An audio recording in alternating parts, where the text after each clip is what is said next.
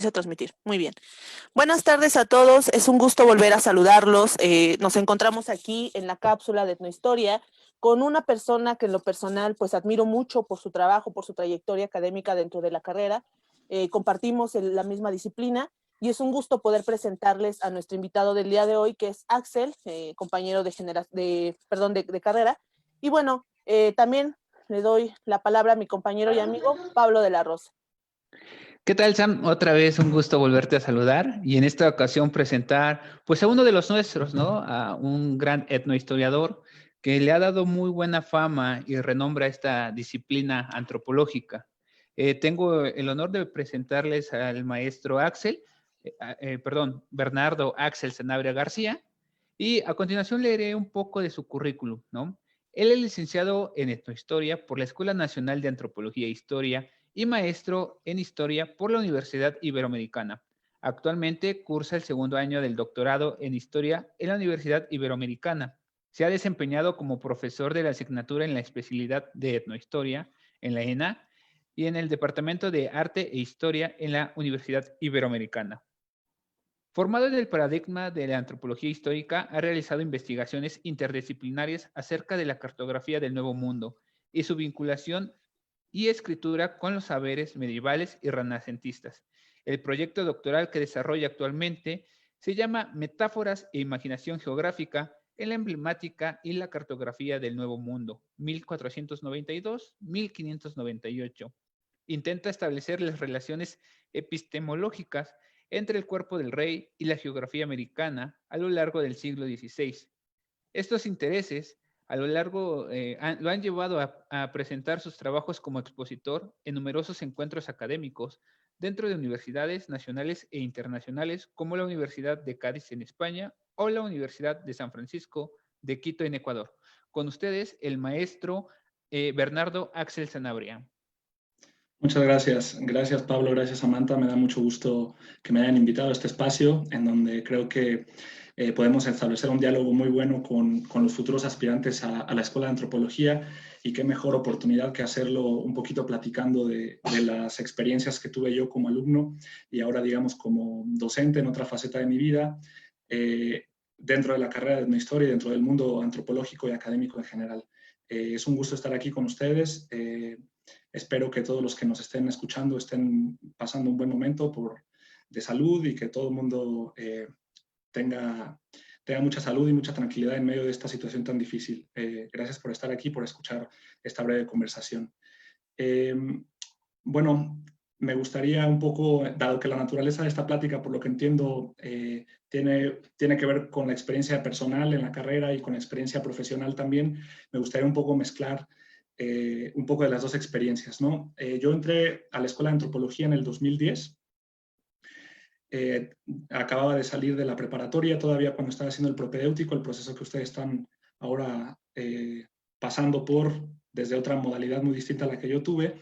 Yo tenía 17 años, venía de una trayectoria de colegios privados, en donde, digamos, el mundo social y el mundo de expectativas era un poco distinto a lo que yo me encontré a la ENA, ¿no? Tuve la fortuna de tener algunos profesores que desde la preparatoria me ayudaron a entender un poquito qué significaba el mundo de las humanidades, qué significaba el mundo de la historia. La antropología era un poco más exótica, entonces no había mucho diálogo con respecto de eso, pero también estaba un poco dentro de mis horizontes mentales, ¿no? Lo único que tenía claro, yo no sabía que, quizás como muchos de ustedes, que quería ser etnólogo, que quería ser etnohistoriador, que quería ser lingüista, ¿no? Solamente tenía un perfil, digamos, y eso es algo muy interesante de platicar también. Yo tenía claro que no me gustaban las matemáticas, que no me gustaba la física, que era muy malo en eso, ¿no? Sin embargo, el perfil de las humanidades siempre me hizo sentir realizado, atraído a eso, y fue con eso en la cabeza que me interesé por la Escuela de Antropología. Encontré en internet y por otras referencias personales la posibilidad de tener el curso propedéutico. Entonces yo originalmente quería ser arqueólogo. Quizás muchos de ustedes todavía no tengan claro cuál es su destino final dentro de la Escuela de Antropología, pero creo que muchos de los etnohistoriadores particularmente entramos a este proceso de selección quizás con otra carrera en la mente, ¿no? Y esto, en buena medida, yo creo que tiene que ver con el estereotipo que se tiene, ¿no? Es mucho más fácil pensar en un arqueólogo que pensar en un etnohistoriador cuando no se está dentro del medio, ¿no? Entonces, lo que sí tenía claro es que me gustaban, digamos, todas las imágenes del mundo mesoamericano, igual que quizás muchos de ustedes me acerqué a las novelas históricas primero, leí Azteca, Corazón de Piedra Verde, otras que quizás algunos de ustedes hayan leído o conozcan, y bueno, esa digamos fue mi inquietud, fue mi mediación, siempre me interesaron mucho las culturas antiguas de México y de los Andes, entonces tenía, digamos, un bagaje previo muy relacionado con eso, ¿no? Fue justamente dentro del curso propedéutico en donde mi decisión se modificó profundamente, ¿no? Y creo que puedo decirlo como spoiler, quizás fue una de las mejores decisiones que pude tomar en ese momento y creo que en lo que llevo de la vida académica, creo que no me arrepiento de esa decisión. Como les comentaba, tenía el curso propedéutico, en ese entonces era presencial dentro de las instalaciones de la escuela y entonces ese fue, digamos, mi primer contacto real con el espacio de la Escuela de Antropología. En el curso propedéutico, como ustedes mismos lo han podido experimentar, tienen un encuentro, un acercamiento con las diferentes disciplinas que conforman el campo de la antropología en la escuela. Y digamos, yo seguía más o menos aferrado, por así decirlo, o con la tendencia a estudiar arqueología, pero después del módulo propedéutico de etnohistoria, me quedaron algunas cosas en la cabeza que nunca se me van a olvidar, ¿no? Me di cuenta a partir de ese módulo y a partir de una revisión, digamos, un poco más profunda del plan de estudios, que era una enorme, un enorme espacio de posibilidad. Es decir, la etnohistoria, aunque quizás ustedes ya lo hayan escuchado o lo escucharán dentro de la carrera, si es que ustedes deciden estudiar esta disciplina, tiene una posición bastante ambigua, bastante insegura dentro de los propios colegas, pero creo que ahí es donde radica su fortaleza y es ahí donde desde el principio me di cuenta que era algo que valía la pena estudiar, ¿no? ¿Qué significa esto o a qué me refiero? Es que es quizás la disciplina con mayor proyección o con mayor capacidad de generar cosas, ¿no? De pensar de una manera diferente, más allá de los debates sobre la epistemología de la disciplina, es decir, cuáles son sus métodos para conocer las cosas. Yo lo que diría de antemano sobre la etnohistoria es que es un lenguaje, ¿no? Es una forma de pensar en términos muy amplios. Más allá de lo que estudiemos en particular, creo que es la formación de un lenguaje complejo que nos permite hacer muchas cosas. Si ustedes ven el plan de estudios podrán darse cuenta que es una formación, digamos, multidisciplinar o transdisciplinar, dependiendo de la discusión a la que nos lleve eso. Sin embargo, antes de conocer nada de eso, me di cuenta de que era un espacio complejo, un espacio variado, diverso, que permitía desarrollar una serie de habilidades muy interesantes, ¿no? Entonces, algo que me llamó mucho la atención dentro de estos primeros contactos con la ENA y después cuando tuve la posibilidad de hacer el examen, les comento que cuando tomé la decisión de estudiar en la ENA no tuve otro interés, digamos, ya desde ese momento mi inquietud y mi visión tenía que ver específicamente con entrar a la escuela. No me gustó mucho el espacio, me gustó mucho el ambiente que pude detectar y entonces, digamos que, como se dice en México, todas las canicas se las aposté a la ENA. No quise hacer examen a la UNAM, ni al POLI, ni a la UAM, ni nada de eso. Yo tenía en mente que quería estudiar en la ENA y eso fue lo que quise desarrollar, ¿no? Entonces, cuando hice el examen profesional, el examen de admisión, todavía tenías la opción de seleccionar la carrera a la que querías optar. En ese momento me debatí un poco, sin embargo, tengo muy buenos recuerdos de ese momento en el Salón P208, el edificio principal, en la tarde, cuando decidí ingresar a etnohistoria o optar por etnohistoria, y ese fue el momento, digamos, decisivo, ¿no? de ese primer momento. Rápidamente, para no ahondar mucho en esto, me gustó mucho desde el primer momento en la carrera el contraste que tuvo con mi vida anterior, digamos, ¿no? Yo les comento que venía de una formación muy, digamos, de colegios privados, muy en donde se tenían que pedir permiso para hacer muchas cosas y después la ENA fue como un horizonte de mucha libertad para hacer, para pensar, para relacionarme. Entonces fue un cambio a nivel personal muy importante, ¿no? Y esto lo digo porque quizás algunos de ustedes tengan el mismo perfil o tengan quizás alguna inseguridad con respecto al ambiente que se vive dentro de la escuela.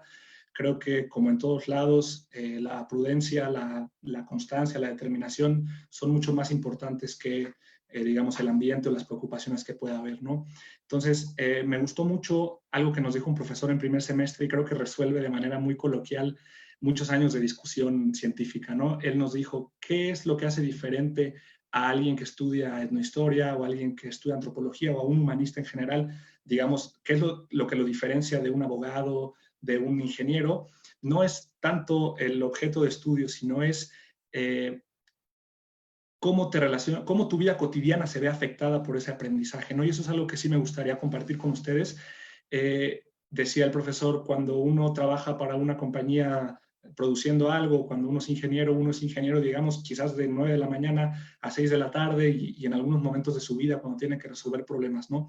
Pero cuando uno estudia este tipo de disciplinas, se ve afectado constantemente por eso, ¿no? Él decía, es como una piel, es como una lepra que te va construyendo a ti como persona, que te va invadiendo todo el tiempo, ¿no? Entonces, esto sí creo que es importante porque a la par de la formación académica, de la carga de contenidos y de materias, también hay un aprendizaje y una construcción, digamos, muy personal, muy espiritual, si lo quieren ver así, ¿no? Dentro de esta formación. Entonces, eso fue, digamos, mi primer contacto con la ENA, me interesó mucho eso. Creo que la etnohistoria, para definirla un poco, te enfrenta a dos realidades o a dos diferencias, ¿no? Por no decir a dos alteridades, que quizás sea una palabra que si entran a la ENA escuchen mucho. La etnohistoria, a diferencia de otras disciplinas en la ENA, te enfrenta con dos espacios de diferencia. En primer lugar, la diferencia del tiempo, la diferencia histórica, lo otro del pasado, pero también lo otro de lo exótico, por así decirlo, lo otro cultural, ¿no? Es una doble alteridad que, sin embargo, está atada, está construida a través de un concepto muy importante que es el de tradición, ¿no? El corazón de la etnohistoria tiene que ver con las fuentes, tiene que ver con los códices, tiene que ver con el encuentro entre dos mundos diferentes, ¿no? Occidente y las culturas mesoamericanas o las culturas americanas, y es en ese choque, es en esa diferencia en donde se traza lo que hoy conocemos como el corazón de la disciplina, ¿no? Las fuentes. Entonces, son fuentes que pertenecen a otro momento del tiempo y son fuentes que pertenecen a otra realidad social, a otra realidad cultural, pero que sin embargo están construidas a partir de una lógica en la que nosotros hoy estamos insertos, ¿no? La lógica del idioma español, la lógica de la cultura occidental. Entonces, es muy interesante si uno lo piensa de esa manera, cómo son dos realidades distintas que sin embargo están a nuestra disposición porque nosotros somos sujetos de esa cultura, ¿no? Entonces, digamos, por eso me parece muy interesante la etnohistoria y eso fue lo que empecé a reflexionar desde el principio, ¿no? Ya avanzando en la carrera, se empezaron a orientar mis intereses a lo que ahora trabajo actualmente, ¿no? Que tiene que ver más bien con representaciones, como les decía, de ese choque de culturas del siglo XVI. Me interesó mucho cómo se construyeron las fuentes de los primeros navegantes que, digamos, representaron la realidad americana de los conquistadores. Esos fueron mis intereses, ¿no? Me formó mucho el libro de La Invención de América de O'Gorman, que quizás conozcan o que hayan leído. Creo que es un libro todavía vital, pero que debe repensarse ya a 60 años de su publicación. En la carrera, a la par de esas inquietudes personales, también hay una formación que tiene que ver mucho con materias de arqueología, con materias de antropología, que son como la primera parte de la formación, ¿no? Entonces, es ahí donde otra vez entramos al punto de la relación entre el mundo de la vida y el mundo del conocimiento, ¿no? Creo que por lo menos para mi generación, por lo menos para mi experiencia, la formación con los viajes académicos, con las prácticas de campo, es una estrategia, digamos, que está pensada para que a la par de que adquieras conocimientos, te enfrentes también a estas realidades diferentes en las que vivimos en México, ¿no?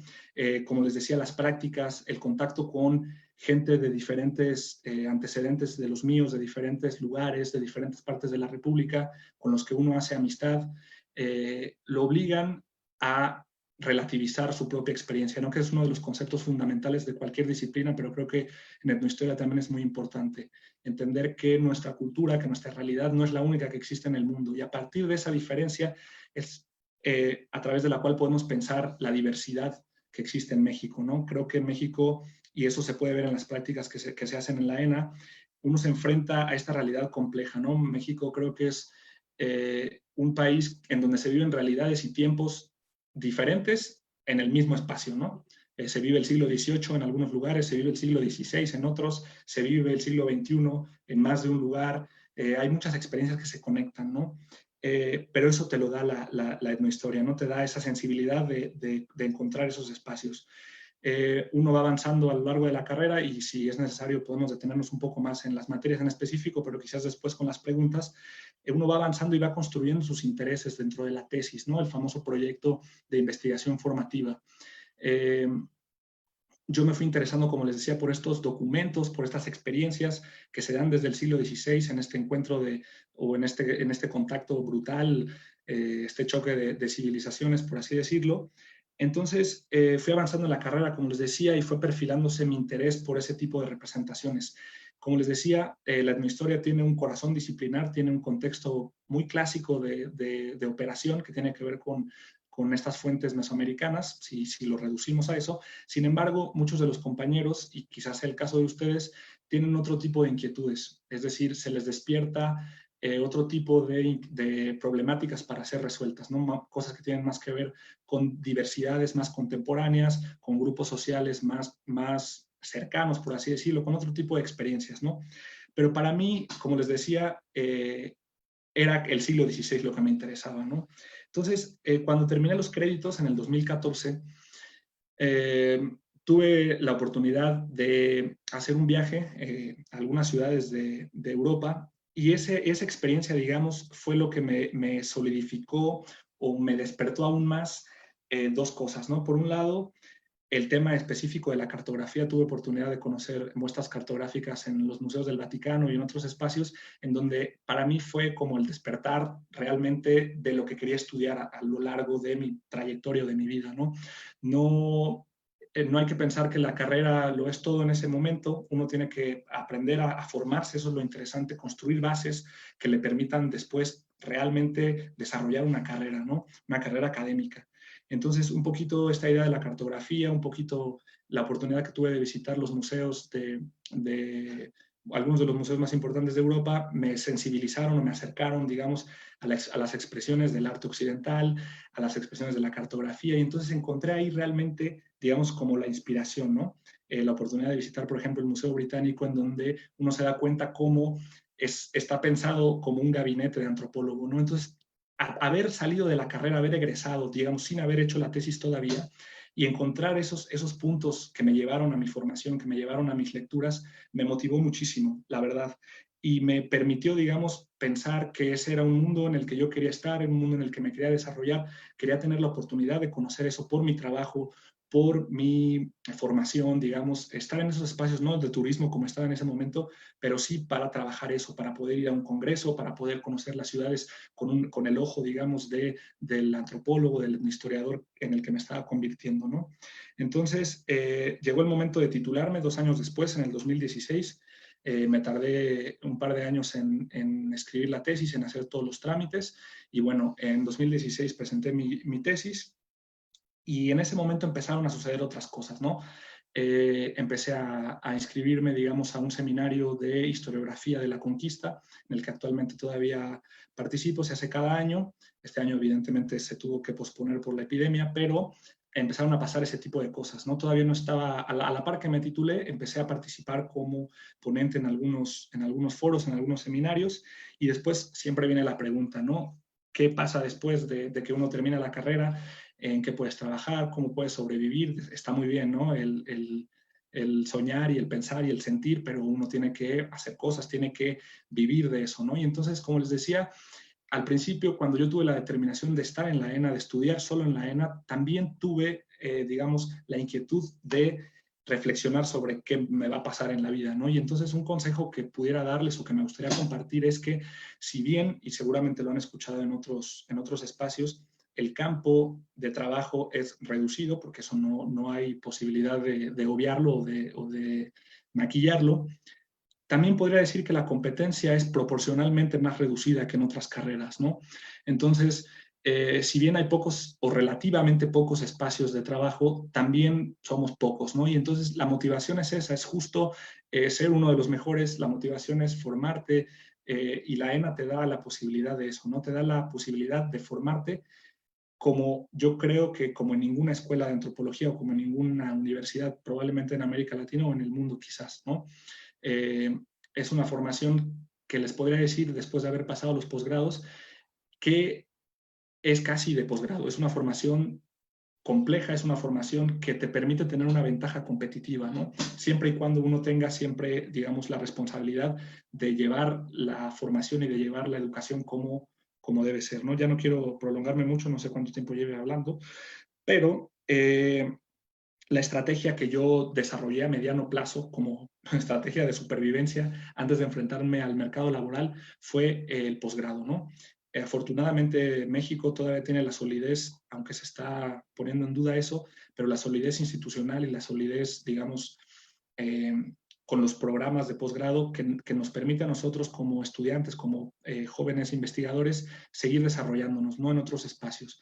Entonces opté, después de que me titulé en el 2016, por entrar a la maestría en Historia en la Universidad Iberoamericana. Una vez más es un cambio bastante drástico en el tipo de institución, en el tipo de realidad que se vive, pero creo que la ENA me permitió un poco poner un pie en ambos lados, ¿no? Entonces, la experiencia en la Ibero fue muy positiva. Estudié ahí historia, porque ya no hay maestría ahí en historia, solo en la ENA está el posgrado, pero me interesó seguir desarrollándome en un enfoque un poco más clásico en historia, seguir desarrollando temas que tenían que ver con la escritura de los navegantes, con la cartografía del siglo XVI. Y ahí es donde viene o donde vino una oportunidad también muy buena para mí, que fue la presentación en seminarios internacionales, ¿no? Y justo aquí ya conectando con la última parte, digamos como que se pudo cumplir ese sueño que yo tenía, ¿no? Tuve la oportunidad de presentar mi trabajo en unas jornadas de historia y de arqueología marítimas en la Universidad de Cádiz, en España. Fue una experiencia muy, muy satisfactoria para mí. Fue una experiencia como en algún momento de culminación, pero también de inicio de una nueva realidad para mí, o por lo menos de una nueva expectativa, ¿no? Entonces, presentarme en ese foro fue muy, muy importante para mí, fue muy gratificante, también fue un gran reto, muchos nervios, obviamente, pero me permitió a mí reflexionar eso, ¿no? Y darme cuenta que había recorrido un camino que había comenzado en la Escuela de Antropología y que se sigue dando hasta hoy en día, ¿no? Ya para terminar esta participación, ingresé en el 2016 a la maestría, terminé en 2018, me titulé ese mismo año y en 2019 ingresé el año pasado al doctorado en la misma universidad, en la Iberoamericana. Ahora estoy desarrollando el proyecto que ya les leyó el compañero Pablo. Entonces empezó otra etapa para mí, ¿no? Ya es como la etapa profesional, digamos, de trabajo. Entonces tuve la oportunidad, y esto debo decirlo, debo hacer el comercial, gracias a la posibilidad que me dio la ENA de dar clases en etnohistoria justamente. Ahora acabamos de terminar el semestre y tuve la oportunidad de dar el curso de Historia Universal 2. Gracias a esa oportunidad que me dio la Escuela de Antropología, no solamente de formarme y de aceptarme dentro de su planta de profesores, eso me abrió las puertas para trabajar ahora en la Ibero, de tener la posibilidad del próximo semestre empezar con 2 materias allá como profesor. Entonces, digamos, es como la primera experiencia profesional, digamos, fuera de la ENA, pero gracias a la ENA, ¿no? Digamos. Entonces, a la par de este trabajo, obviamente, en los años de maestría y de doctorado, tuve la beca CONACYT porque la Ibero y otras universidades, muchas otras, la UNAM, la UAM, la misma ENA, están adscritas al programa de posgrados de calidad del CONACYT y tienen financiamiento para que nosotros como estudiantes, como jóvenes investigadores, podamos desarrollar nuestros temas con un financiamiento, ¿no? Con una beca de manutención. Entonces, esa sería para mí, digamos, la experiencia, esa para mí sería, digamos, la estrategia que yo he seguido, seguir formándome, aprovechar, digamos, esta oportunidad de financiamiento para después de terminar el programa, digamos, escolar hasta el doctorado, ya ingresar como me está sucediendo ahora en los espacios clásicos, digamos, de la academia, ¿no? En las universidades, en las instituciones, y ese sería básicamente, digamos, como el espacio más clásico, ¿no? Para trabajar, pero hay muchos otros, ¿no? Y seguramente en las preguntas habrá algo relacionado con eso, entonces creo que lo dejamos hasta aquí, no quiero hablar más rollo. Si tienen, obviamente, alguna pregunta o alguna intervención que quieran hacer, Pablo o Samantha, con mucho gusto lo seguimos platicando. Gracias. Muchas gracias, Axel. Te agradecemos por esa excelente explicación. Obviamente, como lo decía al principio, la verdad te admiro mucho por la línea que trabajas. Algún día yo intenté trabajar eso y es muy, bueno, en lo particular a mí me llama mucho la atención porque es justamente una línea que debate la etnohistoria clásica, ¿no? Y que al final eso es lo que hay que también abrir la pauta a la gente y que conozca que la etnohistoria no solo es estudiar quizá algunos temas, ¿no? Y con base en eso te voy a hacer la primera pregunta que nos llega, que dice, ¿podrías dar una definición más clara a la que está en la guía de lo que es la etnohistoria? Tomando en cuenta que la definición que viene en la guía es la básica de la historia de los pueblos que no tienen historia, ya sabes, y o la historia de los pueblos vencidos, ¿no? Entonces, si pudieras dar una definición para ti que te ha funcionado. Sí, es una buena pregunta, es una pregunta que siempre nos pone en conflicto a todos en cualquier disciplina. Y como les decía al principio de la plática, para mí personalmente, y después puedo ser un poco más específico, la etnohistoria más que una definición de las cosas que estudia, como bien dice la guía sobre los pueblos que han sido sometidos, que no tienen historia, para mí es básicamente la conjunción de dos estrategias para pensar la diferencia, para pensar el pasado, para pensar grupos de diversidad cultural diferente a la nuestra. Para mí es un lenguaje, es la construcción de un lenguaje. Para mí la etnohistoria es toda aquella herramienta que nos permita pensar ese doble juego de lo distinto del pasado y de la cultura.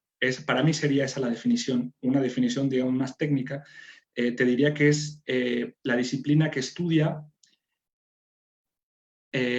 los fragmentos de símbolos, de significados, de experiencias de los pueblos, digamos, conquistados o sometidos por Occidente, no necesariamente pueblos indígenas americanos, ¿no? Todos aquellos contextos en donde Occidente ha construido una relación de poder y ha escrito sobre eso, es ahí donde puede entrar la etnohistoria. Es decir, nosotros somos, como investigadores, somos parte de una tradición occidental y podemos leer eso que en su momento, en el siglo XVI, en el XVII, en la Edad Media quizás, fue ordenado por aquel que escribió sobre el otro, ¿no? Y eso está desde la Grecia clásica, ¿no? La mirada, por ejemplo, de los generales de Julio César o de Tácito, conforme Roma iba avanzando, iba conquistando a los germanos, a los galos, iba escribiendo, ¿no? Para Occidente la escritura y la conquista van de la mano. Entonces, todo aquel proceso de expansión occidental generó escritura.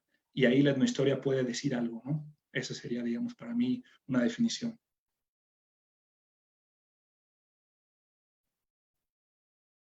Ay, creo que no te escuchas, ¿no? Gracias, gracias. Gracias por la respuesta. Justo nos acaba de llegar una pregunta que tiene que ver mucho con lo que estás diciendo y nos dicen, ¿la etnohistoria se centra en el estudio de las culturas o etnias mesoamericanas o también se puede estudiar sobre algunas culturas europeas o latinoamericanas? Sí, muy interesante. Creo que tiene que ver un poquito con la pregunta anterior. Si bien les decía, creo que si uno analiza el plan de estudios y la producción de tesis de etnohistoria, es decir, si uno reflexiona sobre la disciplina en México, por lo menos, sí existe, digamos, un corazón disciplinar. O sea, sí existe una manera tradicional de hacer etnohistoria, sí existe. Uno lo ve en el plan de estudios, no como en medio, justo en medio de tu formación es donde ves fuentes, ¿no? Fuentes 1, fuentes 2, después de haber llevado introducción, digamos, al pensamiento histórico, a la antropología, uno se encuentra con las fuentes en el medio de la carrera, ¿no? Y esas fuentes tradicionalmente son de producción, digamos, mesoamericana, andina, indígena, por así decirlo, ¿no? Entonces estamos capacitados a partir de elementos técnicos como la paleografía, como el análisis de códices, como quizás el conocimiento de cómo funcionan en términos generales algunas lenguas indígenas, porque se lleva la formación en lenguas indígenas, náhuatl generalmente. Ese es el corazón, digamos, ¿no? Y en eso es lo que deberíamos estar capacitados técnicamente para estudiar. Sin embargo, como les decía con la definición anterior, para mí lo que funciona es precisamente en el espacio de lo otro, en el espacio de esa mezcla entre dos alteridades. ¿Por qué? Porque el antropólogo clásico, digamos, trabajaría sobre lo otro del presente, ¿no? Un antropólogo estudia ciertas dinámicas de sentido en comunidades que son contemporáneas a él, ¿no? El etnohistoriador hace lo mismo, pero en el pasado, y esa es justamente el reto, y eso es justamente, digamos, la importancia de la disciplina. Entonces, en tanto que estudiamos eso otro del pasado y eso otro de la cultura, eso nos abre muchas posibilidades, ¿no? Por ejemplo, yo lo que estudio tiene que ver con el siglo XVI español, ¿no? La producción de sentido, la relación que existe entre el cuerpo, la geografía, los emblemas de poder, cómo América, por ejemplo, el Nuevo Mundo, se va construyendo como un horizonte de pensamiento para el europeo. Bueno, ese pensamiento europeo también puede ser, de algún modo decirlo, puede ser etnografiado, ¿no? Puede hacerse antropología de eso, que no necesariamente es indígena, ¿no? las formas de concebir el poder, las formas de concebir el espacio, la geografía, todo eso es diferente, aunque sea la misma lengua, aunque sea probablemente una cultura semejante occidental, se puede hacer etnografía de eso, se puede ir al pasado un poco como un antropólogo, ¿no? Buscando, haciendo preguntas, ¿no? Y a partir del método es como se consigue eso. Entonces sí creo que hay otros compañeros que trabajan otras experiencias de alteridad, ¿no? En Asia, en África, quizás como etnohistoriadores, también vale la pena explorar eso.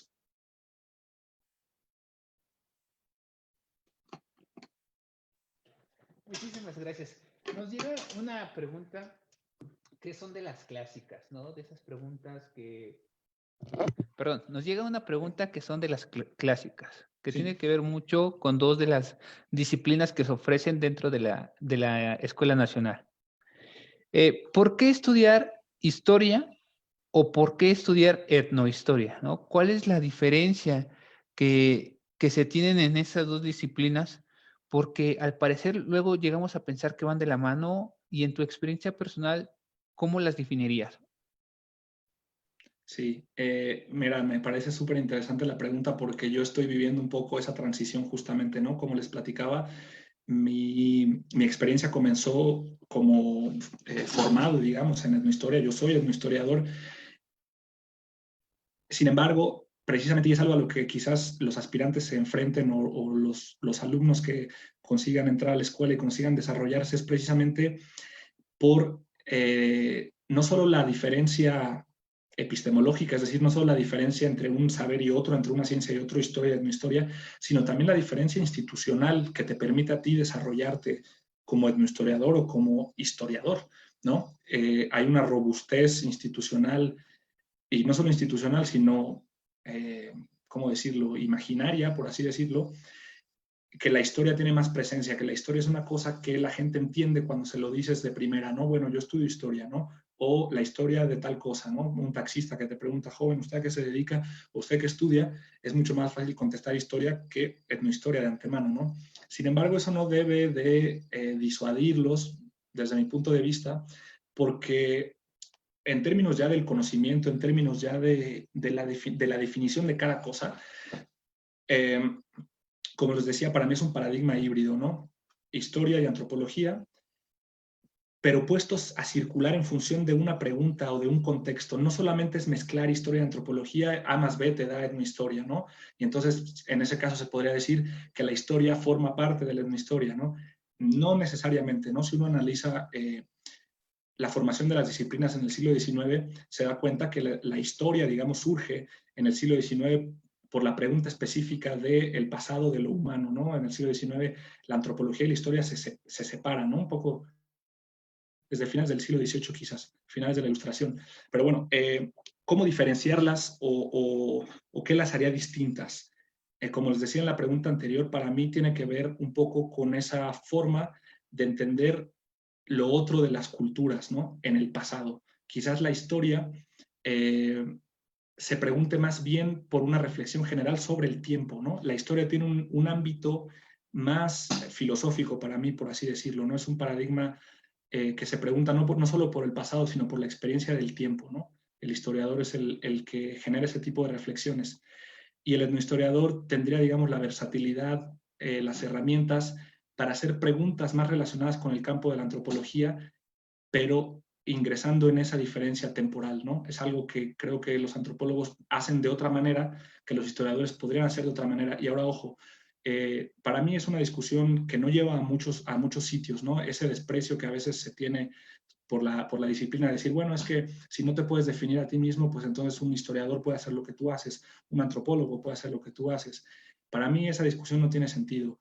Para mí de lo que se trata es de poder generar preguntas complejas, no importa en la disciplina en la que uno esté. Sin embargo, para mí la etnohistoria tiene ciertas potencialidades que otras disciplinas no tienen. Ahora, es un paradigma complejo. ¿Y qué significa que es un paradigma complejo?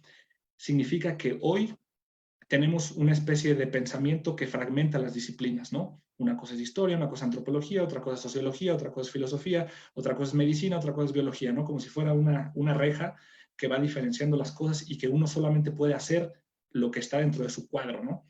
Por ejemplo, en el Renacimiento, los saberes estaban integrados. El médico era astrónomo también, o el químico era, digamos, el que estudiaba las rocas, estudiaba lo mismo las esferas celestes, eso ya lo hemos, bueno, se ha discutido en muchos lados, ¿no? Entonces, este paradigma de lo integrado, de un saber que te permite decir cosas sobre espacios amplios, creo que es a lo que debe tender el futuro, la educación en el futuro, ¿no? No a fragmentar, no a separar, sino a unir. Y la etnohistoria es una cosa, un puente, digamos, es un paradigma que une cosas, ¿no? Esa sería un poco la respuesta. Muchísimas gracias. Y siguiendo con esta línea de explicación, nos preguntan o nos hacen llegar, ¿cuál es la diferencia entre la etnología y la etnohistoria? Porque en lo muy particular, ¿no? Llegamos a lo mejor a mezclar estas ambas licenciaturas, ya sea historia, antropología social, etnología. Bueno, para mí la etnohistoria es una de las herramientas, de las disciplinas más completas en la ENA, porque pues vemos de todas las demás disciplinas, ¿no? Pero ¿cuál es la diferencia entre la etnohistoria y la etnología para ti? Bueno, es otra de las preguntas del millón, ¿no? Y probablemente esa misma pregunta se la hayan hecho a los antropólogos sociales y a los etnólogos que estuvieron con ustedes los días anteriores. Creo, o podría decir que es una cuestión de definición, ¿no? Obviamente, aunque suene reiterativo, digamos, la etnología es una variante desde mi área de conocimiento y desde lo que yo podría responder, es una variante que se popularizó, digamos, en lengua francesa, ¿no? Es una forma de hacer antropología que tiene que ver con la experiencia francesa, más allá de la antropología social británica, que es como en historia también, ¿no? Hay producciones historiográficas que definen un poco la disciplina, ¿no? Entonces, tenemos historia social británica, ¿no? Tenemos otro tipo de corrientes historiográficas. Para mí, la etnología, digamos, sería una forma de hacer antropología dentro de un área específica de producción de bibliografía especializada, ¿no? Entonces, ¿cuál es la relación más bien, no? No cuál sería la diferencia. ¿Cuál es la relación entre las dos cosas, entre etnología y etnohistoria? Precisamente es la forma de generar preguntas. Yo, la experiencia que tengo, y un poco conectando con la pregunta anterior, yo me he desarrollado institucionalmente, digamos, como historiador, ¿no? En los posgrados, ahora en el trabajo, se puede decir que soy, digamos, estoy trabajando como historiador, ¿no? Sin embargo, me doy cuenta precisamente por eso que la forma de generar preguntas es diferente entre las dos disciplinas, ¿no? La historia tiene una manera de preguntarse específica y la etnología, como esta, digamos, ciencia de la diversidad, tiene otra forma de hacer preguntas, ¿no? Entonces yo creo que la forma que tienen los etnólogos de preguntarse por la diversidad nos ayuda a nosotros como etnohistoriadores a construir una pregunta compleja, por eso que nos interesa, o por eso que nos interesa de manera más tradicional, que es el texto o la fuente o el documento producida por otro tipo de experiencia diferente de la occidental. Es decir, si uno va a un códice, si uno va a una pintura mural teotihuacana, si uno va, no sé, quizás a un canto, no sé, védico de la India o a otro tipo de experiencia no occidental, uno siempre va a encontrar hasta cierto punto, o eso llega a nosotros mediante una tradición. Es decir, alguien lo vio, lo recogió y llega a nosotros en el siglo XX o XXI como una fuente, ¿no? En ese complejo proceso, en ese entramado entre el símbolo puro, entre la otredad pura y que llegue a nosotros como una fuente, ya hay un filtro, ¿no? Y creo que el etnohistoriador puede preguntarse tanto por el símbolo originario como por la forma en que fue escrita por Occidente y llegó a nosotros. Entonces, esa es la diferencia para mí. Muchísimas gracias, Axel. Nos hacen llegar la siguiente pregunta. Según leí en la guía, la ENA es la única escuela a nivel nacional que imparte la licenciatura en etnohistoria.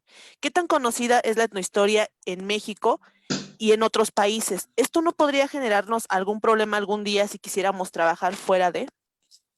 Sí, mira, o miren, no sé, los que hayan hecho la pregunta seguramente serán varios, ¿no? O que tengan la misma inquietud.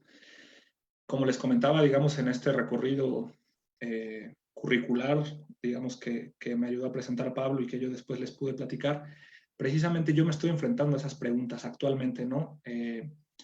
Como les decía, hace 10 años exactamente entré a la ENA.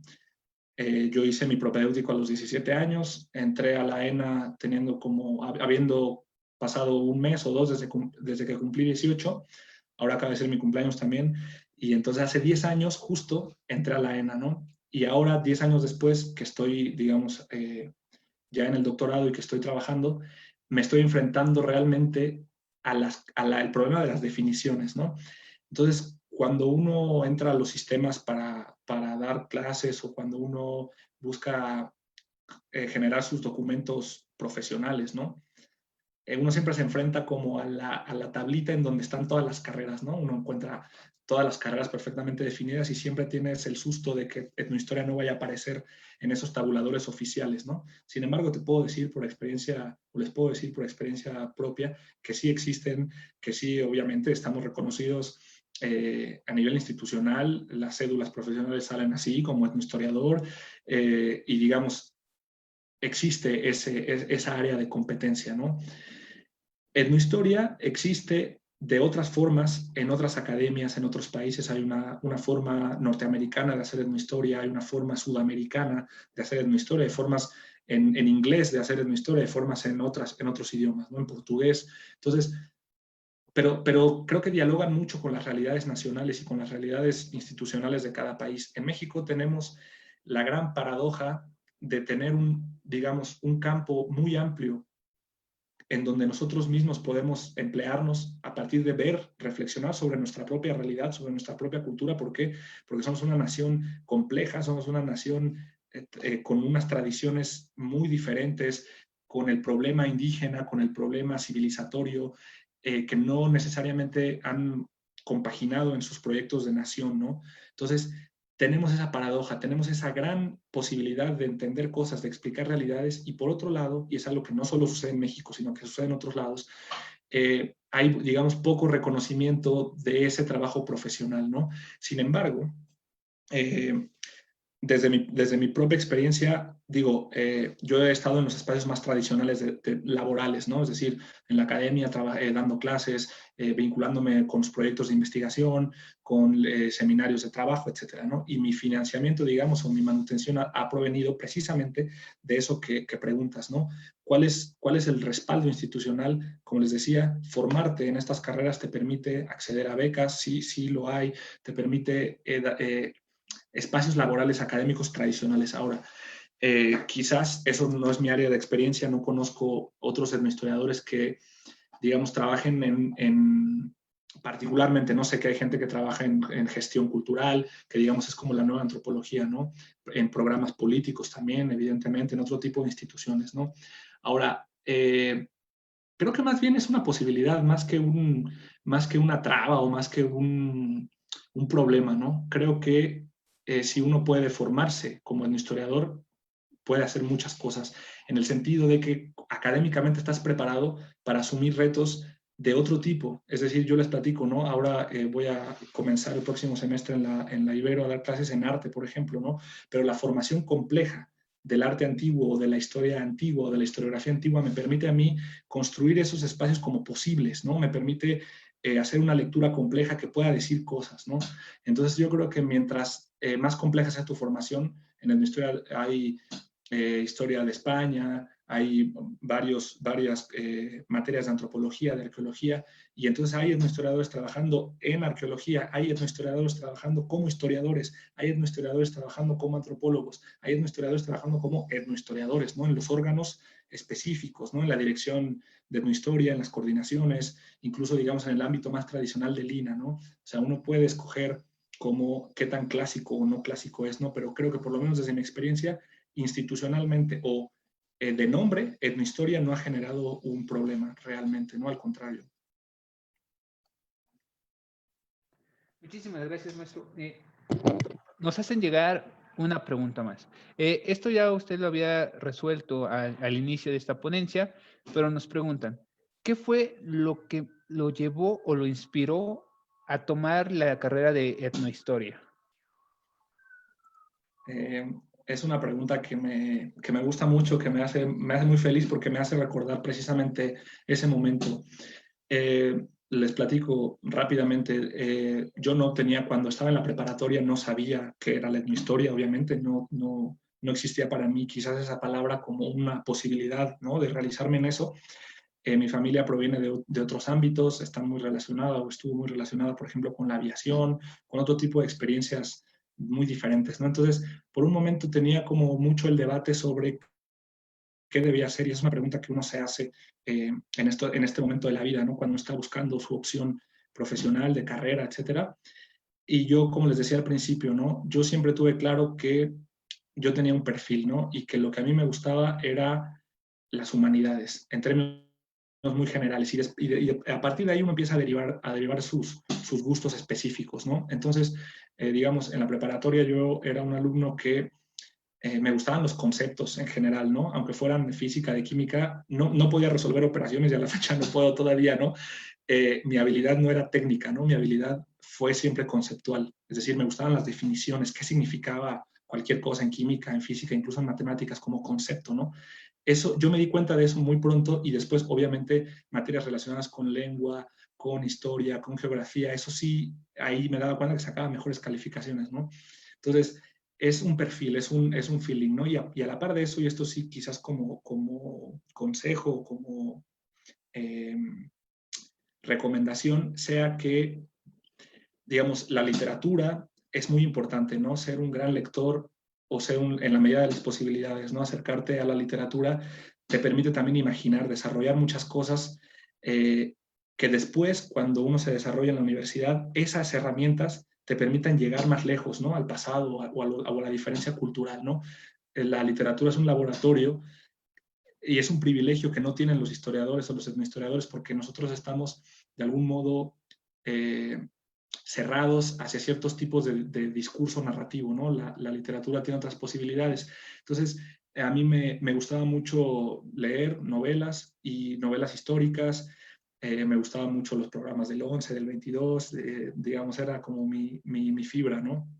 Entonces, tengo una hermana historiadora también que, como les platicaba, yo creo que por la orientación de mi familia terminó desarrollándose en otra cosa, en la aviación concretamente, pero ella estudió historia, entonces también fue digamos, un paradigma para mí muy cercano de ver que existía eso, que se podía ir a la universidad a estudiar historia, eh, o etnohistoria o antropología, y entonces cuando terminé la preparatoria ya me puse a buscar seriamente como opciones de carrera, encontré la ENA y o sea, el contacto, y no quiero sonar cursi ni mucho menos, pero sí fue como una prenda, ¿no? Fue como algo que me despertó, como algo mágico, por así decirlo, ¿no? El ambiente de la escuela, el salón, la cercanía, digamos, es una visión muy romántica, ¿no? Pero también se vale decirla, ¿no? La cercanía que existe con la zona arqueológica de Cuicuilco, yo creo que todos en la ENA decimos eso, pero fue el contacto con la escuela lo que me ayudó con eso. Ahora, si en este momento no podemos tener el contacto con la escuela por el problema de la epidemia, no se desanimen por eso, ¿no? Las instituciones y las disciplinas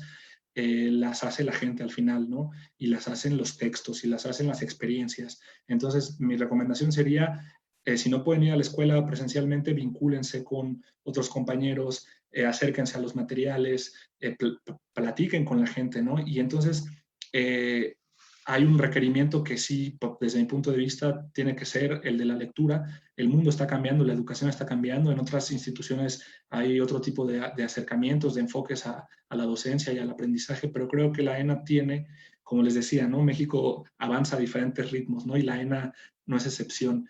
La ENA tiene su propia experiencia del tiempo, su propia forma de moverse en el tiempo, ¿no?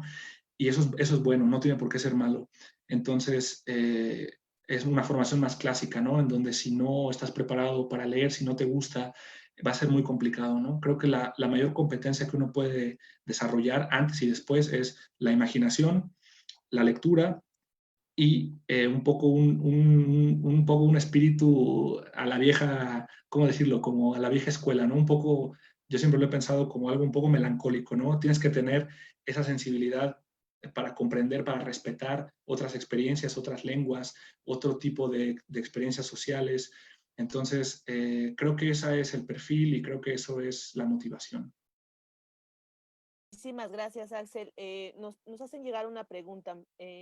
¿Alguna anécdota que quisieras compartir en cuanto a tu trabajo de campo, una recomendación cuando vas de trabajo de campo de parte de la licenciatura? Y con base en eso, ¿cómo son las prácticas de campo en la licenciatura de etnohistoria? ¿A dónde van? ¿A dónde nos llevan?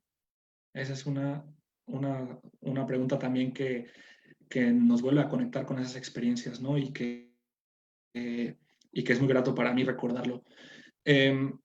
Yo creo personalmente que el contacto más directo que tenemos con las prácticas de campo es dentro de los primeros semestres. Los primeros semestres es cuando llevamos materias de introducción a la etnohistoria, donde llevamos introducción a la historia, pero más allá de esas formaciones como más teóricas, también tenemos en los primeros semestres antropología general, arqueología general de América, etnohistoria del área maya, creo que en tercer semestre, arqueología de centro, golfo y occidente, arqueología de Oaxaca y área maya, y son en esas materias en donde naturalmente, o digamos, dentro de el esquema más práctico se pueden llevar a cabo estas experiencias en el campo. Obviamente, si uno se forma más bien en la etnografía contemporánea o si uno se forma sus intereses en otro tipo de contextos, pues quizás más adelante en la carrera uno es cuando desarrolla más estas posibilidades etnográficas. Pero en mi caso, el contacto con el campo fue en los primeros semestres.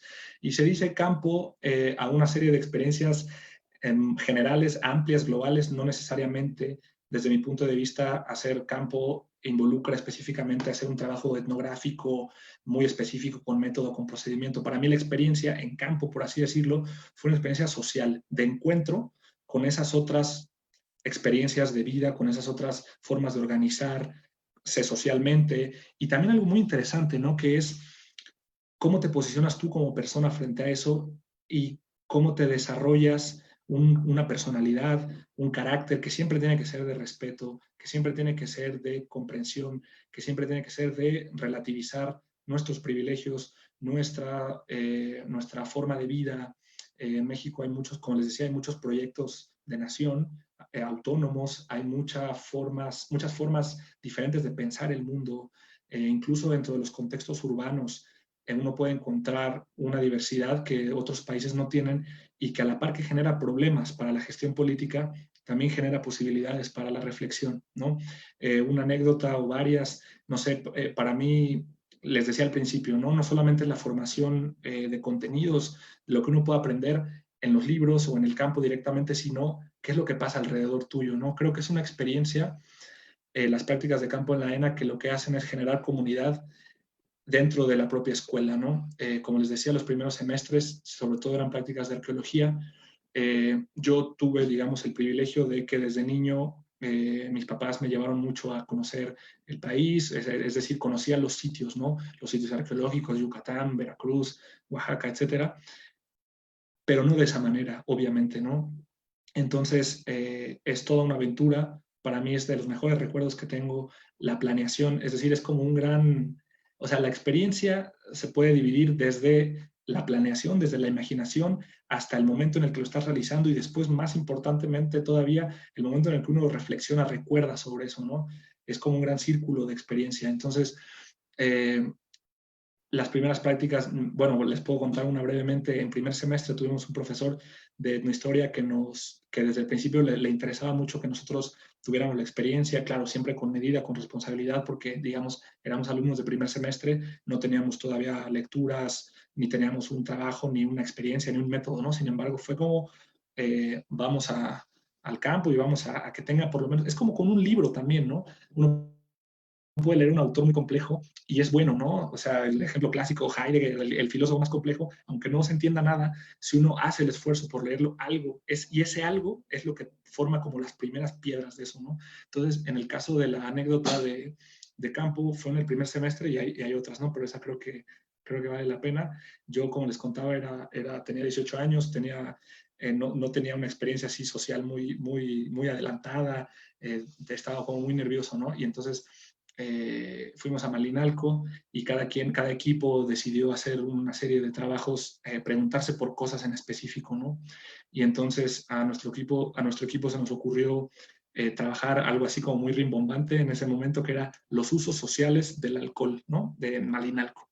Es decir, cómo la gente se organizaba o se juntaba a partir de ciertas bebidas y qué se decía de ellos mismos de su comunidad a partir de esa experiencia de compartir, ¿no? Una bebida, un trago, ¿no? Entonces ya se podrán imaginar que era un tema espinoso desde ese momento porque relacionaba experiencias de espacios masculinos, espacios rurales, alcohol, etcétera, ¿no? Entonces el profesor muy conscientemente y muy responsablemente nos dijo que no podíamos, obviamente, meternos en problemas, que no debíamos, obviamente, consumir alcohol mientras se hacían las entrevistas, ni mucho menos, ¿no? Eso se debe ser muy cuidadoso, muy respetuoso, ¿no? Entonces yo en ese momento yo no bebía en la preparatoria, no bebía mucho, entonces una de las experiencias fue ir a un expendio de pulque que se hacía en el barrio de San Martín, ahí en Malinalco, y bueno, al final terminamos teniendo que probar el pulque, ahí se reunió toda la gente que eran migrantes, por ejemplo, de Michoacán o de otras partes de la República que habían llegado a vivir ahí después de haber sido deportados de Estados Unidos, gente con cultura, por ejemplo, de los cholos, gente con cultura de la Santa Muerte, con tatuajes. Y para mí esa experiencia fue muy impactante, ¿no? Debo decírselos, fue algo impactante para mi edad, para mi forma de haberme relacionado con la gente. Sin embargo, terminamos haciendo una muy buena sinergia, un muy buen rapport, como se dice en antropología, con la gente de ahí. Les decía, uno de los migrantes que estaban ahí alrededor del pulque se puso a hablar inglés conmigo. Ya saben que todos los borrachos hablamos inglés o hablan inglés. Y entonces creo que fue bueno para los dos, ¿no? Tanto para esa persona como para mí, poderme foguear de esa manera, porque después lo reflexioné y fue un contacto directo, digamos, ¿no? Y entonces la anécdota, bueno, es esa un poco. Se hicieron varias preguntas, a algunos no les gustaron las preguntas, se dieron cuenta que éramos un par de sujetos raros porque nuestro equipo estaba compuesto de gente diversa. Entonces, al final terminamos refugiándonos en una tiendita de la esquina, sacando nuestros diarios de campo y haciendo anotaciones en donde nadie nos viera, porque yo tenía miedo de que nos vieran y que dijeran, bueno, ellos están haciendo otra cosa, están siendo chismosos, etcétera, ¿no? Entonces me acuerdo mucho de eso y de que me puse pálido y mis compañeros me dijeron, bueno, ya aliviárnate, vamos a comernos unos tacos y eso, y ya, ¿no? Y así como esas hay muchas.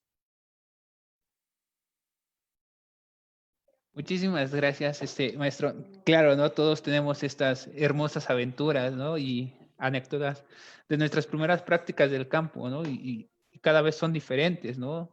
Yo creo que siempre queda en la memoria la primera vez que te ves obligado a entrar en contacto con la sociedad ya desde un punto de vista como investigador, ¿no? En fin, pero nos hacen llegar esta pregunta. Sabemos que ya la respondiste en otro momento dentro de esta ponencia, pero ¿cuál es el campo laboral donde se puede desarrollar un etnohistoriador? ¿Cuál sería este campo donde podemos nosotros trabajar? Porque si es a veces difícil explicarle a la gente o a nuestra propia familia qué es el etnohistoriador, pues, ¿cuál sería nuestro trabajo, no? Esta fuente de ingresos, porque también es algo que nos debe de preocupar. Y quizás esa sea la pregunta más importante de todas, ¿no? Más allá de qué hacemos con nuestro tiempo, de qué manera nos acercamos a lo otro, a los libros, etcétera. Creo que esa es la pregunta del millón, ¿no? Perdón. Y quisiera conectar un poco con la anterior porque creo que dentro de la anécdota se me olvidó responder un poco específicamente a dónde vamos y como en prácticas de campo y eso. Y bueno, podría decir brevemente que nosotros tuvimos oportunidad de ir a Veracruz, a Chiapas, a Oaxaca, a Campeche, a Yucatán, un poco, digamos, el área que definiría Mesoamérica, ¿no? También hay otros compañeros que van a Zacatecas, que van al norte, hay muchos compañeros que hacen antropología o etnohistoria, digamos, en las regiones norteñas, ¿no? Pero bueno, para contestar lo anterior y conectarlo con esto. ¿Por qué sería importante que tuviéramos esas experiencias de campo en disciplinas, digamos, más relacionadas con la arqueología o más relacionadas con la antropología, ¿no? Volvemos al tema de qué es lo que está alrededor de la disciplina, ¿no? Y eso que está alrededor de la disciplina creo que es donde nos podemos desarrollar. Entonces, como les decía, mi experiencia directa, que no tiene por qué ser la única ni la que defina a todos nosotros como etnohistoriadores, afortunadamente, y lo digo así porque sé que no es el caso para todos, ha sido bastante tradicional, ha sido bastante académica, ha sido, como les decía, en universidades, en docencia, y sobre todo la base de la manutención, hay que decirlo, en estos años de formación es la beca CONACYT, ¿no? Esa, insisto, es una oportunidad que no debe desaprovecharse, y más ahora que se están haciendo muchos cambios, muchos recortes, en donde ya no están garantizados como antes esos recursos quizás para la investigación, para la docencia, hay que aprovecharlas mientras existan. Suena un poco apocalíptico, pero creo que hay que decirlo así. Mi experiencia personal es esa, ¿no? Es haber tenido la oportunidad de optar y ser aceptado en programas de posgrado de calidad con financiamiento para tener beca.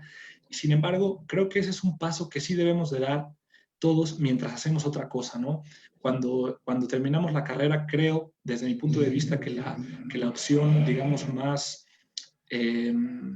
o la estrategia, digamos, que nos permite hacer más cosas es justo esa, ¿no? Es el posgrado para poder optar por una beca de manutención y no desperdiciar la oportunidad de empezar a trabajar. Ahora, hay otros compañeros o hay otras experiencias en donde no tienen quizás el tiempo o donde no tienen quizás los recursos para, entre que empiezan los trámites y quizás optar por el posgrado, etcétera. Entonces hay que hacer otras cosas, ¿no? Mi línea, como les digo, ha sido afortunadamente dentro de la docencia, ahora empezando con este trabajo, y eso me ha permitido a mí, digamos, mantenerme y desarrollarme. Ahora, no debemos cerrarnos al espacio universitario. Hay espacios de proyectos culturales, gestión de cultura, museos, todo dentro del ámbito natural, digamos, ¿no? Tampoco se le puede pedir a un médico que haga otra cosa o digamos que se desenvuelva profesionalmente dentro de otro campo que no sea el suyo.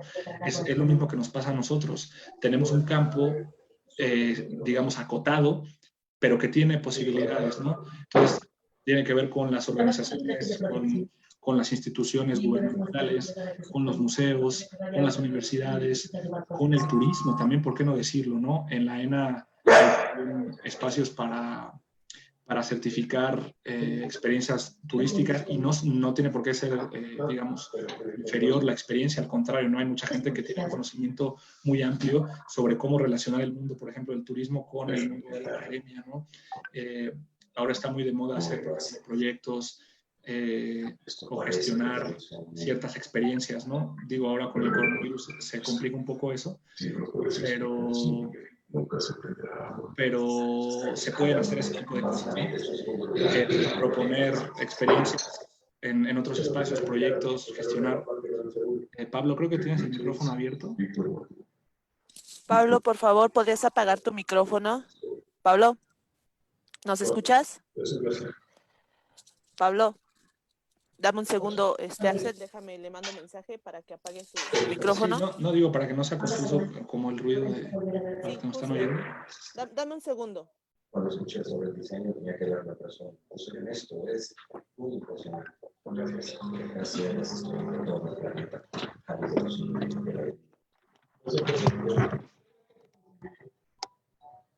¿Y eso qué es?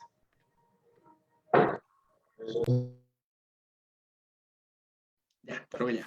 Listo. Perdón, Axel. No, al contrario, no quería tampoco interrumpir ni nada, solo para que no hubiera ningún problema con su micrófono por si había algún secreto de Estado ahí, una conspiración. No, nada, perdón, yo también me disocié un poco. Les decía, espacios académicos clásicos, universitarios, espacios institucionales en gobierno, en instituciones quizás de otro tipo que no sean solo gubernamentales, proyectos de gestión de cultura, proyectos que tienen que ver con museos, proyectos relacionados con turismo. Les decía que en la ENA también se da mucho ese intercambio entre el mundo de la gestión turística o de las guías de turismo. Uno puede emprender desde ese horizonte, ¿no? Les digo, ahora se complica un poco con la pandemia, sin embargo, no está de más aprovechar las competencias del siglo XXI para digamos, proporcionar o proyectar nuestra disciplina, ¿no? Entonces, como les decía, para mí la fórmula es casi que aritmética o matemática, ¿no? Es verdad que hay pocos espacios, pero también la competencia no es tan amplia, ¿no? Entonces, si ustedes se forman o si les interesa desarrollarse como historiadores, el compromiso es que se formen de la mejor manera que puedan y de que tengan la mentalidad de que si los demás desafortunadamente quieren desertar de la carrera, porque eso también pasa mucho, pues digamos, ustedes sigan adelante, ustedes no pierdan la esperanza en ese sentido. Ahora, me llama mucho la atención, perdón, voy a conectar la computadora porque creo que se está quedando sin batería. me llama mucho la atención que ahora, dentro del contexto de la pandemia, que también vale la pena hablar de eso, muchos de los espacios de trabajo que se daban por garantizado antes, o que nos decían siempre, bueno, pero el negocio propio es lo mejor que puede haber, y entonces tú necesitas tener como control de tu dinero y emprender, etcétera, ¿no? Desafortunadamente esos son quizás los espacios más golpeados por la epidemia, ¿no?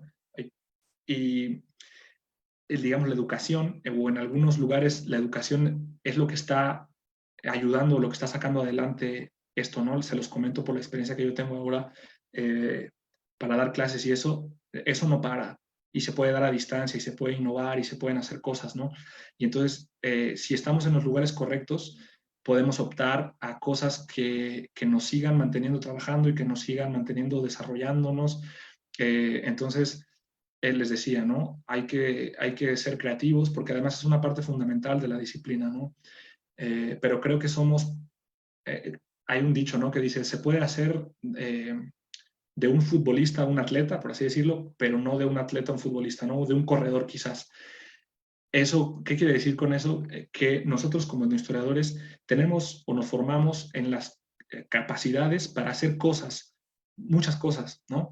Entonces, ese talento, esas cosas que se van desarrollando, se sorprenderían, o nos sorprenderíamos todos de darnos cuenta de que algo quizás tan inconexo se pueda llevar. Es decir, podemos ser buenos educadores, podemos ser buenos historiadores, podemos ser buenos antropólogos, podemos ser incluso arqueólogos si nos formamos en eso. A lo que voy es, o comunicadores, o presentadores, o digamos, gente que está detrás de la organización de algo, porque podemos construir esquemas, y eso lleva a una infinidad de posibilidades, ¿no? Ya bajarlo al concreto, ¿no?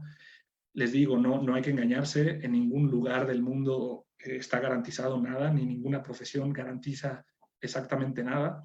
Como les decía, para mí el valor, y esto ya con esto sí creo que se podría dar, digamos, un cierre a esta pregunta, ¿no? El valor está en aprender que debe existir un equilibrio, o que es igual de importante el dinero que el tiempo y la calidad de vida y los niveles de estrés quizás a los que uno está expuesto. Es decir, para mí, el trabajo académico, el trabajo de etnohistoriador, el trabajo de este tipo de disciplinas es gratificante o compensa, y esto no quiere decir una mentalidad de derrotarse ni mucho menos, te permite tener una gestión de tu tiempo que no te permiten otras disciplinas, o que no te permite otro tipo de trabajo, ¿no? Creo que hay menos estrés que en otros trabajos. Creo que si uno logra consolidar su formación y tiene, digamos, buena suerte, pero eso se necesita en todos lados, puedes tener un estándar de vida bastante, no solo decir digno, sino bueno, y que más allá de poderte mantener y de poder sobrevivir o de poder vivir dignamente, hay una gratificación muy, muy, muy poderosa, porque la formación va de lo personal, de lo espiritual y de lo académico. Es decir, por eso son humanidades, ¿no? Porque nos formamos y nos construimos como sujetos que no solamente saben cosas, sino que viven cosas y que pueden ayudar a otros, y que, etcétera, ¿no? Entonces, cuando aprendamos, yo creo que a valorar nuestro tiempo, igual que nuestro dinero, y nuestra calidad de vida, al igual que solo el dinero en crudo, creo que podemos entender la fórmula de las potencialidades que tiene esta carrera y, digamos, la vida académica en general. Entonces, yo los animaría mucho a que suena cursi y todo, pero a que persigan su sueño, su interés, y que de verdad cuando uno menos se da cuenta, lo empieza a vivir y lo empieza a lograr, y parece difícil a veces, pero bueno, es tener la mentalidad de que si los demás se hacen a un lado, uno seguirá adelante, y esa es la que creo que nos puede ayudar muchísimo como etnohistoriadores.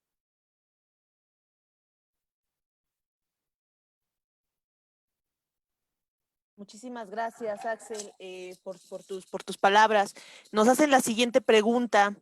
A grandes rasgos, ¿qué nos ofrece la carrera de etnohistoria? ¿Cuáles son los retos actuales para un etnohistoriador?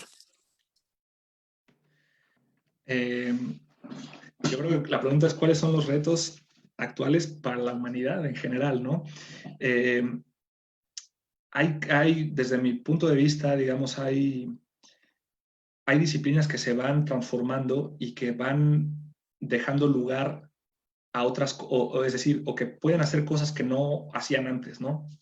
Creo que la antropología en general, la etnohistoria en específico, debe evolucionar a ciertos espacios, sí, más contemporáneos, más directos, porque, digamos, el mundo de la erudición o el mundo de la investigación tiene su propia justificación, es decir, un Estado, un país necesita investigadores, necesita especialistas en el pasado, en la diferencia, en todo esto que hemos hablado, ¿no?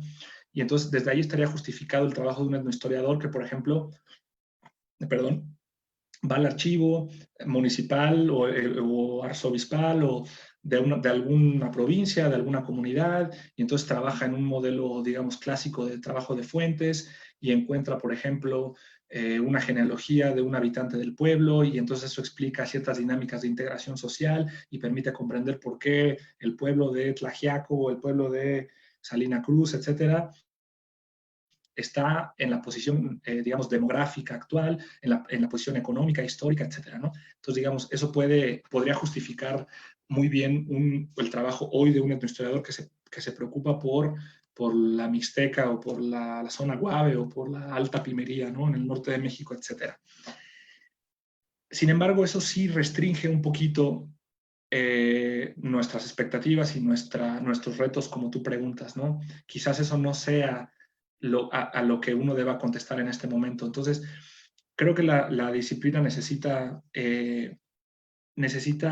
evolucionar en el sentido de que nos permita establecer un diálogo para que la sociedad en su conjunto pueda ir hacia una dirección. Es decir, y esto sí es muy de etnohistoriador, todo conocimiento sobre el pasado no tiene sentido sin un proyecto social, político, que le dé sentido a eso. Es decir, cuando uno como historiador o etnohistoriador construye el puente entre el pasado de lo otro y el presente, lo que está haciendo es darle un espacio de existencia a una realidad que está oculta, que no ha sido destacada, que no es importante para el momento actual. Por ejemplo, cuando se hicieron las reformas a las constituciones en América Latina en los años 90, en Ecuador, en Bolivia, en México, se empiezan a construir espacios de plurinación, pluriétnico, multinacional, etcétera, una serie de experiencias que le dan voz o que le dan un espacio jurídico, por ejemplo, a las comunidades indígenas, ¿no? En ese momento el historiador o el etnohistoriador tiene un horizonte nuevo para hacer la historia de eso que el poder político ha puesto en el mapa, ¿ok? Entonces, yo creo que hacia ahí es a donde tenemos que ir, no a construir horizontes ficticios de las comunidades indígenas o de la diferencia social actual, sino a construir un puente entre la realidad compleja del país y la posibilidad de hacer concordar un proyecto social y político con un proyecto académico que rescate, digamos, eso que había estado obliterado, oscuro, oculto, ¿no? Entonces, creo que tenemos una misión como historiadores, también de un compromiso con nuestro país, no desde una perspectiva nacionalista que puede tender incluso a formas políticas complicadas y que no vale la pena mencionar, ¿no? O sea, no se trata de ser un agente institucional del cambio, no se trata más bien de generar un espacio común, un proyecto que nos ayude a entender la diversidad, que nos ayude a generar un espacio en donde todos seamos representados y en donde los historiadores, etnohistoriadores y la gente que se dedica especialmente a la academia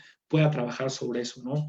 Entonces, creo que podemos ser en ese sentido buenos diplomáticos dentro de nuestro propio universo nacional, pero también afuera, ¿no? Creo que un etnohistoriador, y fíjate, ese es otro campo, ¿no? Creo que un etnohistoriador es ante todo un puente, ¿no? Es un diplomático en ese sentido, ¿no? Respetando siempre la autonomía de las comunidades, respetando siempre las formas de lo diverso, etcétera, ¿no? Entonces, esa sería mi respuesta. Muchísimas gracias, maestro. Nos preguntan, ¿existe un perfil adecuado para poder estudiar etnohistoria? ¿Y en qué más podría trabajar un etnohistoriador? Ok. Bueno, un poco rescatando lo que ya hemos dicho, ¿no? El perfil, creo que más allá de lo que pueda trabajar, porque creo que eso ya se ha respondido, creo que el perfil sí es algo muy importante, ¿no? Y es importante porque te das cuenta que las disciplinas antropológicas e históricas no son, desafortunadamente, un lugar en donde uno como alumno puede experimentar cuáles son sus deseos y cuáles son sus inquietudes y después dejarlo y después retomarlo y después hacer otra cosa. Creo que desafortunadamente nuestras carreras están llenas de ejemplos de eso, ¿no? De que si no estás muy seguro de lo que quieres hacer desde el principio, aunque lo vayas descubriendo en el camino, y aunque, como les decía, uno como yo, ¿no? Por ejemplo, que quise ser arqueólogo primero y eso era lo que tenía en mente y que me interesaba mucho la cultura mesoamericana y etcétera, o que quizás en tercer semestre de la carrera me interesaba el mundo del Islam, porque fue así, ¿no? En la historia de España me interesaba mucho el tema de los califatos islámicos en España y su relación con las culturas propias de Europa, etcétera. Me interesaba mucho el mundo musulmán y después terminé trabajando cartografía del siglo XVI y Américo Vespucio y Cristóbal Colón, ¿no? Eso quiere decir que uno tiene espacio para irse perfilando dentro de la carrera. Sin embargo, creo que necesitamos desde el principio tener muy en claro que nuestro perfil debe ser, como les decía, de humanidades, es decir, hay otras carreras, por ejemplo, antropología física, que sí necesitan, o arqueología misma, que necesitan una idea espacial más desarrollada, que necesitan unas competencias quizás más geométricas, más de estadística. Entonces, si tienen ese perfil, quizás se puedan desenvolver mejor en esas disciplinas. Si tienes un perfil mucho más literario, diría yo, que te interesa, o sea, que digamos, que tienes una avidez, un hambre por conocer, que tienes curiosidad, que eres bueno para, digamos, en las competencias orales, escritas, si te gusta la literatura, si te gusta el español o el inglés u otras lenguas que no necesariamente tienen que ser indígenas, ¿no? Si tienes imaginación, si tienes sensibilidad, si tienes respeto, no por nada, y eso sí hay que decirlo desde el principio, dentro de la ENA los etnohistoriadores somos vistos como los ñoños, como los aburridos quizás, como sufrimos ahí una especie de bullying ahí extraño, ¿no? Pero eso es un poco y eso no es por decirlo con orgullo ni nada, pero es precisamente por lo que comentaba hace rato, porque no somos una disciplina cerrada, porque no somos una disciplina que encasille cosas, ¿no? Somos una disciplina compleja, abierta, y eso genera a veces muchos problemas, ¿no? Entonces, el perfil tiene que ser así, complejo, abierto, desde mi punto de vista, que sea literario, que sea quizás de idiomas, quizás de eso, ¿no? Un sentido mucho de la responsabilidad, de, eh, de la constancia, eso es muy importante, ¿no? Porque desafortunadamente vemos mucho en la ENA la deserción en los primeros semestres, no son grupos muy grandes, y fíjense, ¿no? Que todos daríamos casi que mucho por poder tener un lugar en esa escuela y uno se da cuenta que en los primeros semestres se desperdician esos lugares, se pierden, los grupos se desintegran totalmente y eso debe cambiar y eso debe de trabajarse más en el perfil y por eso es una pregunta muy importante. Perfilar es darse cuenta de tener esa fibra, ¿no? Esa sensibilidad. Creo que en tu historia caben muchos perfiles, siempre y cuando lo principal sea eso, ¿no? Para mí la constancia, el respeto, la honestidad, ¿no? Porque el mundo académico es un mundo en donde hay muchas tentaciones de hacer las cosas de manera fácil, rápida. Entonces, honestidad académica, inquietud, imaginación, un perfil, digamos, literario, sería como mi lectura de eso, ¿no? Eso podría decir. Axel, la última pregunta que nos llega, y creo que ya lo estuviste respondiendo, pero igual si quieres nada más dar como una puntualización en cuanto a eso, y al final me gustaría también a mí dar un punto, y es con base en, ¿se puede trabajar temas del siglo XX, XXI, de México, de Europa, dentro de la etnohistoria? ¿Y cuáles serían tus últimas recomendaciones para las personas que decidan estudiar etnohistoria? Por ahí nos llegan varios mensajes, me llegan al inbox donde te felicitan y te agradecen porque gracias a esta plática muchos descubrieron que era una licenciatura que no conocían y que les está llamando la intención y que incluso muchos dicen que están pensando ya elegir etnohistoria, ¿no? Y es algo que de verdad a mí en lo personal me llena mucho de orgullo porque pues tú sabes, ¿no? La etnohistoria es una de las carreras que es muy poco conocida en la ENA y que este es el fin de estas pláticas. Entonces, si nos pudieras dar algunos consejos, algunas recomendaciones para los que realmente se decidan por estudiar etnohistoria. Sí, muy bien, qué bueno, me da mucho gusto, de verdad, que a mí me pasó algo similar, es decir, como les decía al principio, ¿no? Quizás algunos no se hayan podido conectar desde el principio, pero uno tiene en la cabeza siempre, porque es más fácil explicar o porque es más fácil tener una imagen mental de lo que hace quizás un arqueólogo, quizás un antropólogo, quizás un historiador clásico, ¿no? Y uno le cuesta trabajo imaginar en su cabeza cómo se ve un etnohistoriador, ¿no? O sea, cuál es su físico, su ropa, ¿no? Etcétera, ¿no? Porque hay muchos estereotipos y muchos clichés del arqueólogo, por ejemplo, ¿no? Y en mi caso, ese fue, ¿no? Eh, y me siento muy feliz de que a través de esta experiencia algunos hayan podido conocer un poquito a un etnohistoriador, digamos, normal, real, porque, digamos, en la ENA en general y en la ENA en etnohistoria en particular hay muchas normalidades, ¿no? Hay muchas realidades y entonces podemos hacer muchas cosas. Y esa es un poco la pregunta de si se puede hacer cosas relacionadas con el siglo XX y XXI.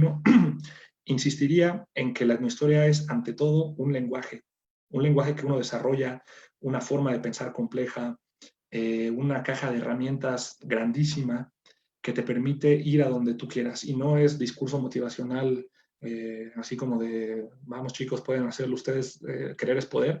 No solo eso, es simplemente tener una opción, una oportunidad de hacer algo que te gusta, de hacer algo que tú quieres. Cuando descubres eso, verdaderamente es una satisfacción todo. Entonces, como les decía, si pensamos la etnohistoria como una herramienta, si pensamos la etnohistoria, si dejamos de preocuparnos sobre el límite, dónde está la frontera entre historia y etnohistoria, entre etnología y etnohistoria, si dejamos de lado eso y asumimos la potencialidad que tiene la disciplina, podemos hacer todo tipo de cosas. Entonces, yo les decía, hay dos otredades o dos experiencias de lo diferente dentro de la etnohistoria, ¿no? El tiempo y la cultura, ¿no? Un tiempo diferente, el pasado, una cultura diferente, los grupos mesoamericanos, los grupos andinos, etc. Sin embargo, eso es el esquema clásico, eso se puede extrapolar y proyectar a otras realidades. Les decía, ¿no? México es un país complejo en donde se viven diferentes tiempos, en donde se viven diferentes realidades, y el etnohistoriador puede preguntarse por eso distinto dentro de su propia realidad, ¿no? Grupos, digamos, relacionados con lo urbano, experiencias quizás de diferencia musical, porque cada experiencia de vida genera símbolos diferentes, culturas diferentes, relaciones sociales diferentes, ¿no? Y en esa diferencia es donde el historiador puede hacer preguntas y puede contribuir, ¿no? Puede aportar una mirada. Entonces, muchos compañeros, y creo que Samantha puede dar ejemplo de eso, testimonio con los compañeros de su generación o ella misma, se preocupan por cosas que no tienen quizás que ver con el siglo XVI, que no tienen que ver necesariamente con la historia antigua, etcétera, ¿no? Hacen cosas muy interesantes que tienen que ver con experiencias que la modernidad o la posmodernidad están generando y que no existían antes. Si nosotros vemos ahora, por ejemplo, en el contexto de esta epidemia, se están generando nuevas formas de sociabilidad, se están generando nuevas formas de relacionarse con el otro, de construir el espacio privado, el espacio público, la noción de salud, de enfermedad. Todo eso está cambiando, ¿no? Hoy, digamos, 2020. Las expectativas de vida, poner en cuestionamiento la relación entre el hombre y la naturaleza, que eso es yo creo que el tema más importante de todos, ¿no? Hoy.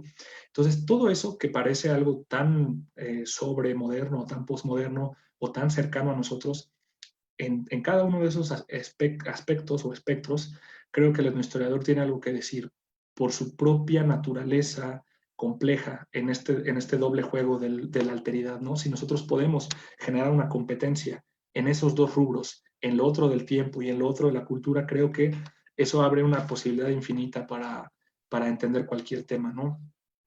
También hay que tener un cuidado con eso, un respeto hacia otras disciplinas que trabajan de manera más particular esas cosas, ¿no? Es decir, no podemos pretender ser mejores sociólogos quizás que el sociólogo o incidir, me explico, es decir, lo que quiero decirles es que quizás la fortaleza de la etnohistoria sea en contribuir, en colaborar, en formular preguntas, pero es natural que hay ciertos temas, hay ciertos periodos que se dan de manera más fácil o más tradicional al ejercicio de la etnohistoria, ¿no? Entonces, bueno, ahora brevemente una recomendación, una final, o digamos un consejo, sería ese, ¿no? Que cuando tomen la decisión, lo asuman desde el principio y se fortalezcan dentro de esa decisión. Es decir, que todo lo que les venga de fuera, que toda la tribulación que pueda llegar, las inseguridades y todo eso, no dispersen, es decir, que no dispersen su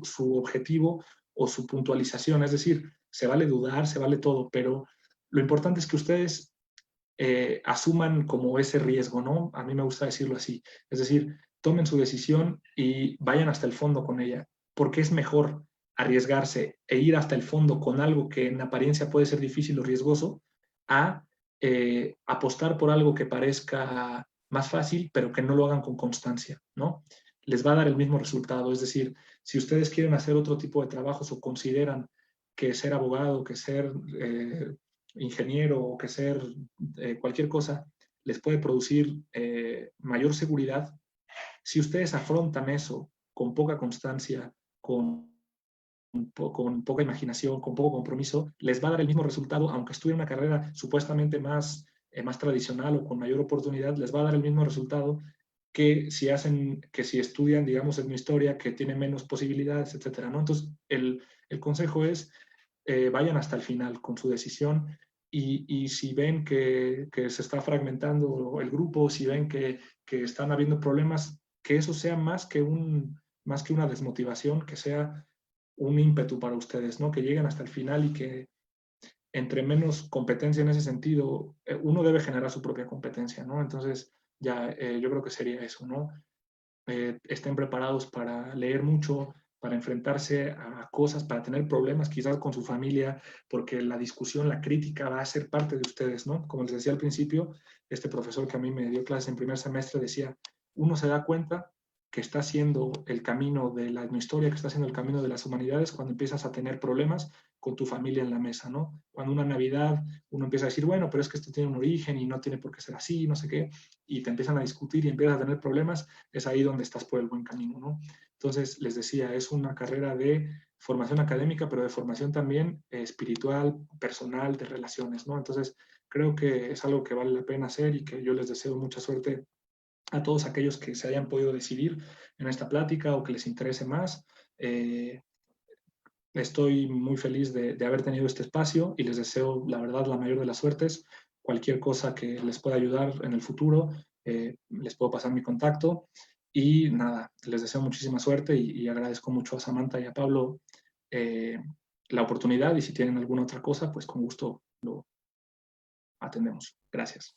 Muchísimas gracias, Axel. De verdad, pues ha sido muy, muy, muy reconfortante escucharte, escuchar tus consejos, escuchar tu experiencia, porque sin duda muchos, como te comentaba, muchos se han decidido, muchos han optado por esta opción, no han volteado a ver la etnohistoria. Y como decías al principio, un etnohistoriador sí puede trabajar temas diferentes. Yo trabajo, tú sabes, temas más actuales. Sin embargo, yo trabajaba un tema muy similar al tuyo, quizá en temporalidad.